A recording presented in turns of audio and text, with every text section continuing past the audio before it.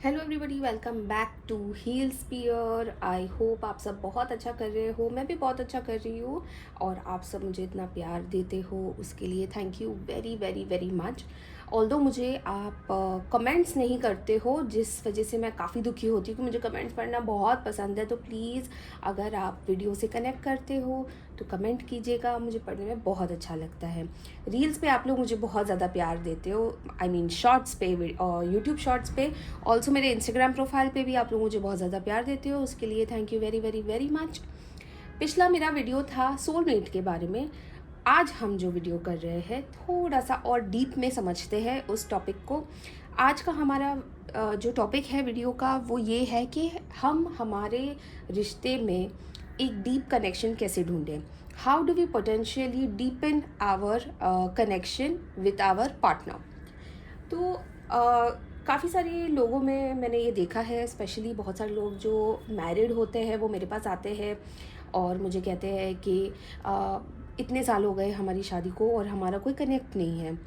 Even love marriage वाले लोग मुझे काफ़ी ज़्यादा पूछते हैं ये बात कि ऐसा क्या हो जाता है कि शादी के बाद कुछ बदल सा जाता है या शादी के बाद एक कनेक्ट जो होता है वो टूट जाता है।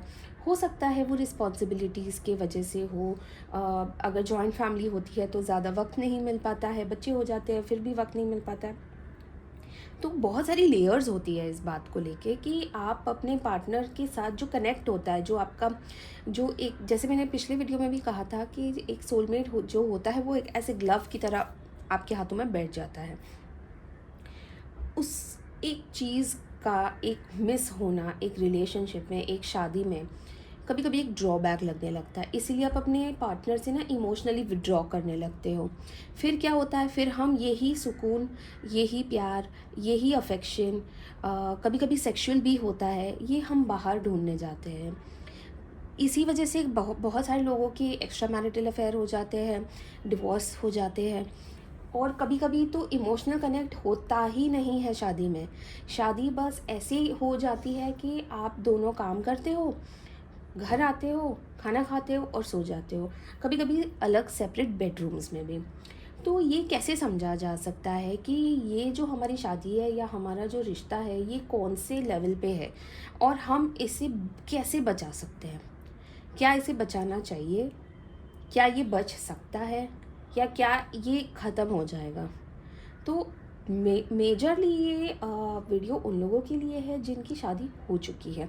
देखिए, जो रिलेशनशिप में होता है ना उनके लिए ब्रेकअप बोलना और ब्रेकअप करना इजी हो जाता है। मैं ये नहीं कह रही हूँ कि बहुत इजी होता है। ऑफकोर्स इमोशनली तो बहुत ज़्यादा टॉर्चरिंग हो जाता है कि ऐसे कैसे इसने मेरे साथ ब्रेकअप कर लिया। मुझे बहुत सारे लोग आके पूछते हैं कि मेरे बॉयफ्रेंड ने मुझे छोड़ दिया, मेरी गर्लफ्रेंड ने मुझे छोड़ दिया, ऐसे ही कैसे ब्रेकअप कर दिया।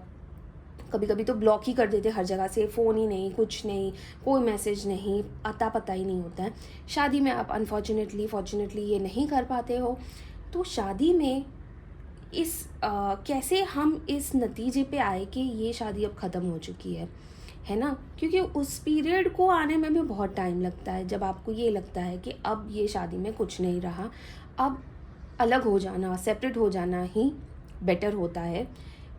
पर क्या ऐसी चीज़ें हैं, क्या हमें गाइडेंस मिल सकती है जिससे हम हमारी शादी बचा सकते हैं।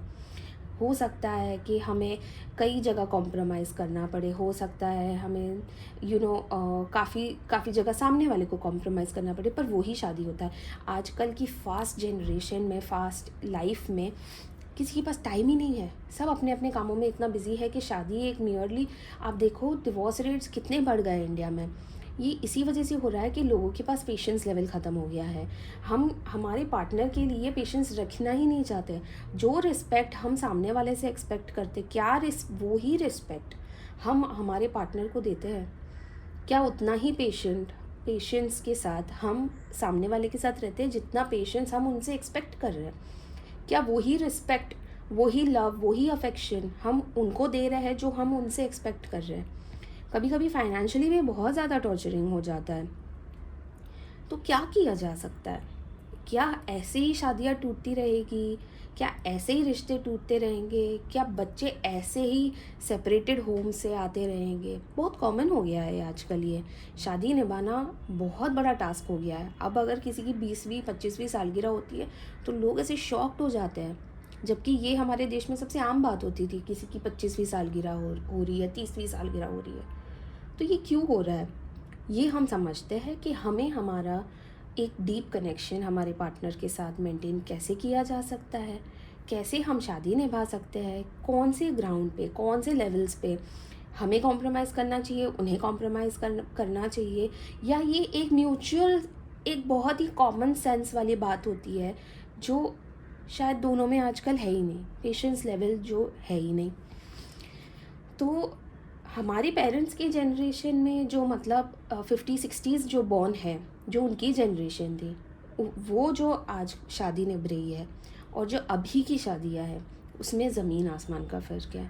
हम हमारे घर में ही हमारे पेरेंट्स को देख लेते हैं, वो न जाने कितनी बार उनके मन में ये ख्याल आया होगा कि नहीं रहना है साथ में, पर वो आज भी साथ है। 30-30 साल, 40-40 साल, पता नहीं कितना टाइम हो गया है, पर साथ है वो। इसीलिए क्योंकि उन लोगों ने शादी को बहुत पवित्र माना है। उन लोगों ने यही सोच के शादी की है कि शादी एक बार होती है, और शादी जिस इंसान से की है ना, उसके साथ कहते हैं ना टिल डेथ वाला सफ़र होता है। तो आजकल की जनरेशन को ऐसा क्या हो गया है? क्या इंडिपेंडेंस इतनी ज़्यादा बढ़ गई है कि हम इंडिपेंडेंस के चक्कर में हमारे वैल्यूज़ ख़त्म हो गए? तो आइए आज हम ऊपर वाले से यही गाइडेंस लेते हैं कि हमें क्या करना चाहिए हमारी शादी को बचाने के लिए, शादी निभाने के लिए, सामने वाले के लिए मतलब अपने पार्टनर के लिए, और खुद के लिए भी। खुद के लिए भी करना बहुत इम्पॉर्टेंट होता है। बहुत सारे लोग होते हैं जो शादी में अपने आप को खो देते हैं, सामने वाले के चक्कर में अपनी सारी कहते हैं ना, ख्वाहिशें दब जाती है। बच्चों के चक्कर में अपनी ख्वाहिशें दब जाती है। और मैं ये सिर्फ औरतों के लिए नहीं बोल रही हूँ, मर्दों में भी ये पाया जाता है, क्योंकि मर्द जनरली क्या होते हैं, प्रोवाइडर होते हैं, है ना। तो वो घर से बाहर जाएंगे, कमाएंगे, तभी तो बच्चे पलेंगे, घर में खाना बनेगा। ये जो एक रीत है, रिवाज है। जब डिवोर्स लेने की बात होती है ना, तब सबसे ज़्यादा सफ़र वही इंसान करता है जो प्रोवाइडर होता है ना। क्योंकि कोई भी ये नहीं चाहेगा कि उनका बच्चा भूखा सोए। तो आज के डेट में ऐसा क्या मिसिंग है फैमिलीज़ में, हस्बैंड वाइफ में, एक कपल में, है ना। तो आज हम वो गाइडेंस लेते हैं कैसे हम हमारी शादी में एक डीपर कनेक्शन हमारे पार्टनर के साथ ला सकते हैं, ताकि हम उस स्टेज पे ना पहुंच पाए जहाँ पे सारे रिश्ते ख़त्म होते हैं। तो गणपति बापा का नाम लेते हैं और वीडियो शुरू करते हैं। आज हम ये वाली डेक से ट्राई करते हैं। गणपति बापा का नाम लेके क्वेश्चन पूछा जाता है, तो पूछ लेते हैं गणपति बापा मोरया। जय नीम करोली महाराज की, हर हर महादेव। शिव शक्ति को तो इस क्वेश्चन में याद करना बनता ही है, उनसे बेटर कपल तो कोई हो ही नहीं सकता। तो शिव शक्ति का नाम लेते हैं, पापा का नाम लेते हैं, बाबा जी का नाम लेते हैं। Please guide us as to how do we deepen our emotional connect with our partner। और अभी जो लोग भी ये वीडियो देख रहे हैं, उनका मैरिटल स्टेटस क्या है और उनको क्या गाइडेंस मिलनी चाहिए।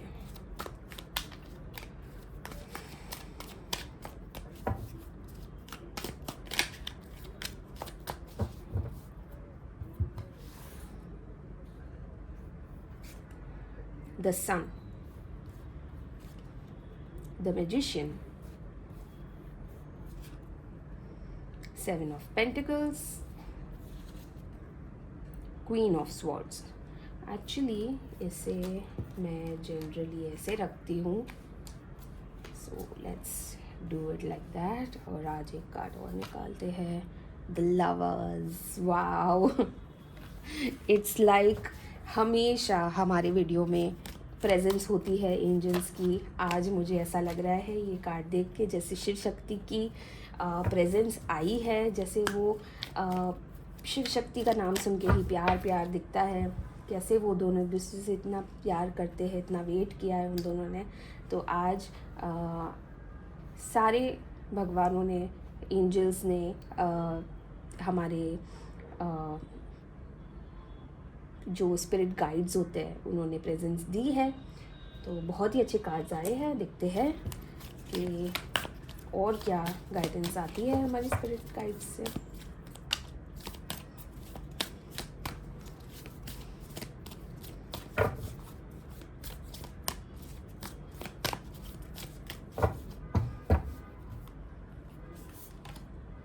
द सन, सन का कार्ड आया है, सन ही आया है।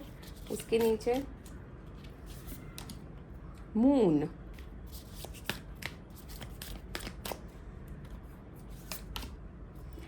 Trader, exchange energy to create abundance,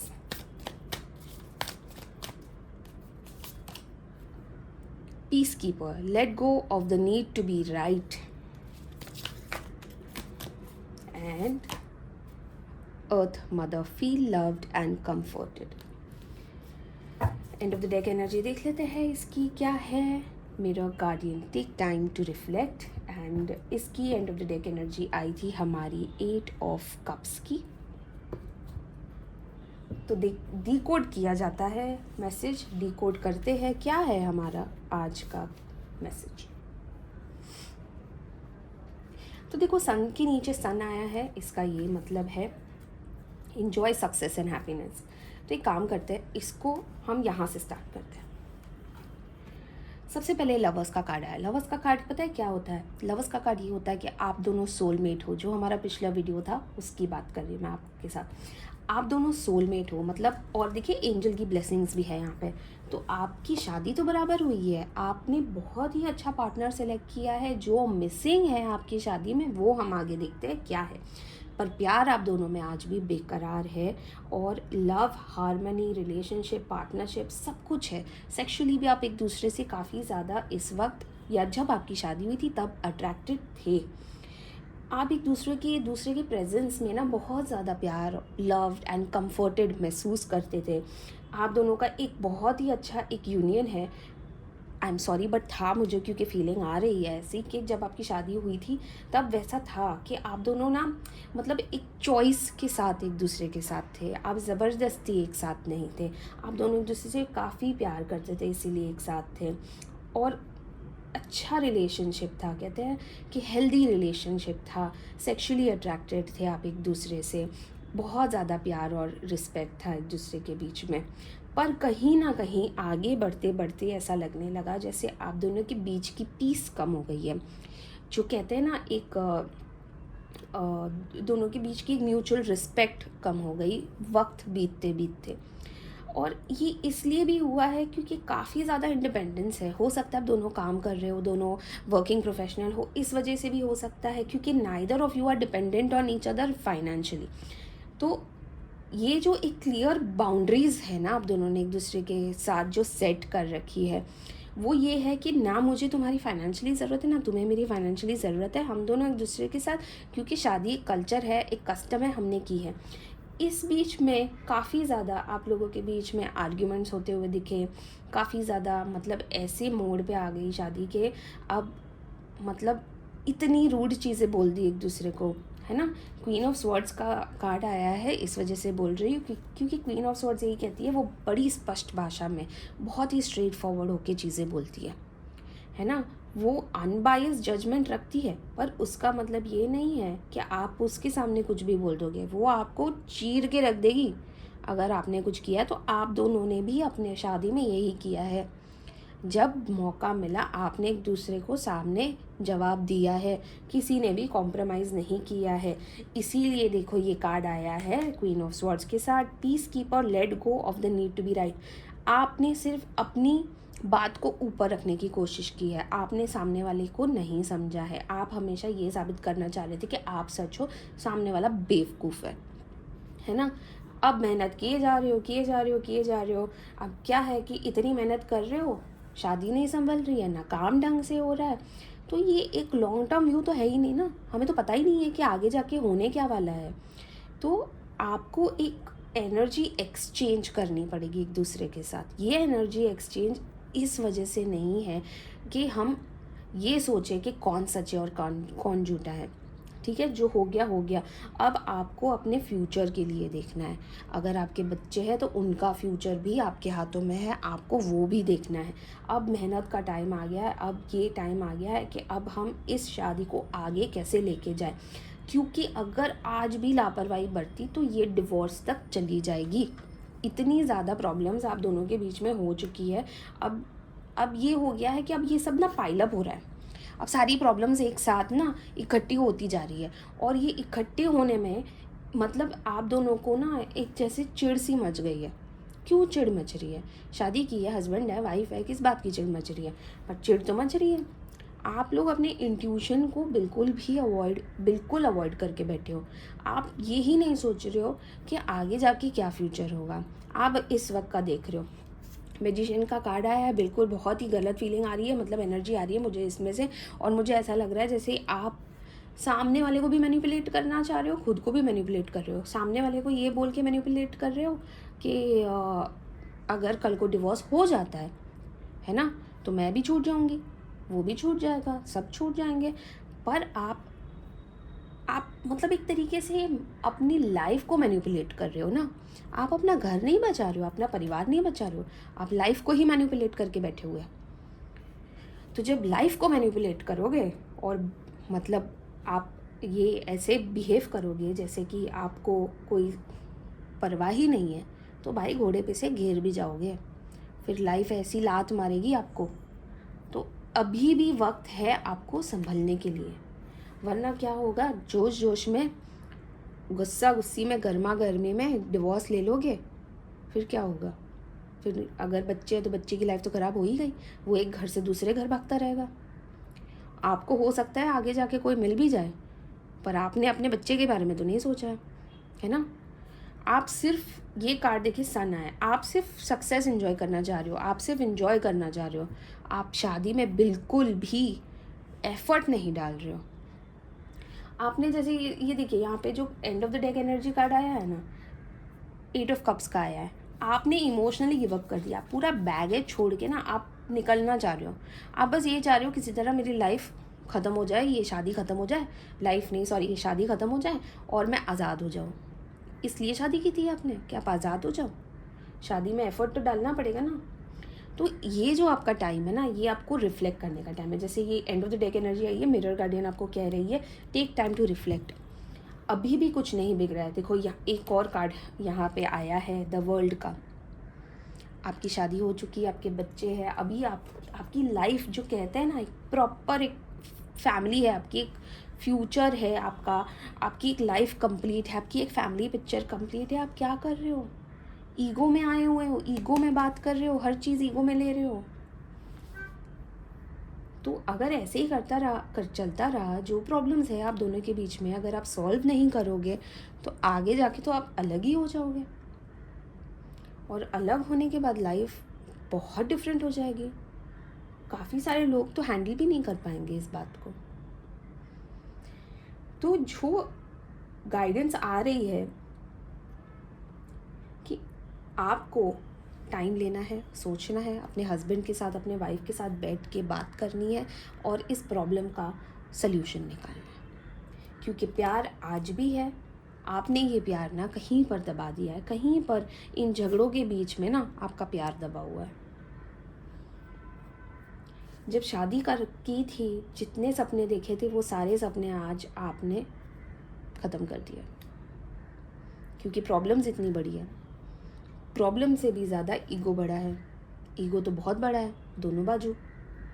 तो किसी एक को इसके बारे में सोचने की ज़रूरत है, जो भी ये वीडियो देख रहा है।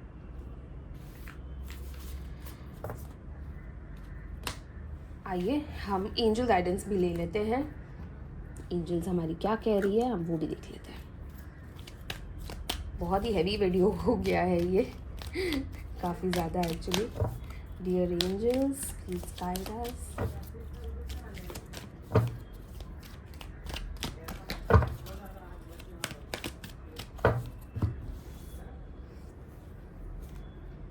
No need to worry,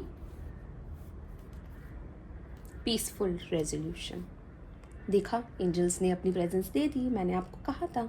peaceful resolution कह रही है एंजल्स कि आपको चिंता करने की ज़रूरत नहीं है, आप पीसफुली रेजोल्यूशन निकालोगे, आपको रेजोल्यूशंस मिल जाएंगे। कितनी अच्छी गाइडेंस निकली है हमारी। सारे प्रॉब्लम्स आपके सामने हैं, सारे सल्यूशंस भी आपके सामने, आप नज़रअंदाज करके बैठे हुए हो। तो नज़रअंदाज मत कीजिए, अपनी लाइफ को स्ट्रीमलाइन कीजिए। सारी सारी जो बातें हैं ना टेबल टॉप हो सकती है, सारे बड़े बड़े प्रॉब्लम्स जो है ना सामने बैठ के सॉल्व हो सकते हैं। आप दोनों को तो एक दूसरे की वीक पॉइंट्स पता है, सब कुछ पता है आप दोनों को एक दूसरे का, तो मनाइए एक दूसरे को यार, जाइए वेकेशन पे और अपनी शादी को खूबसूरत बनाइए, अपनी लाइफ को बेहतरीन बनाइए।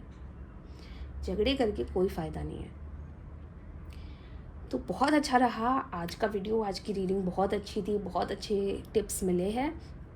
आप में से जो भी ये वीडियो को रेजोनेट करता है, प्लीज़ कमेंट में हर हर महादेव, या मैं हमेशा कहती हूँ कुछ भी लिख दीजिए, गणपति बाप्पा मोरया, हर हर महादेव, जय नीम करोली बाबा की, कुछ भी लिख देंगे ना तो मैं समझ जाऊँगी कि आप तक मेरा मैसेज पहुँच गया।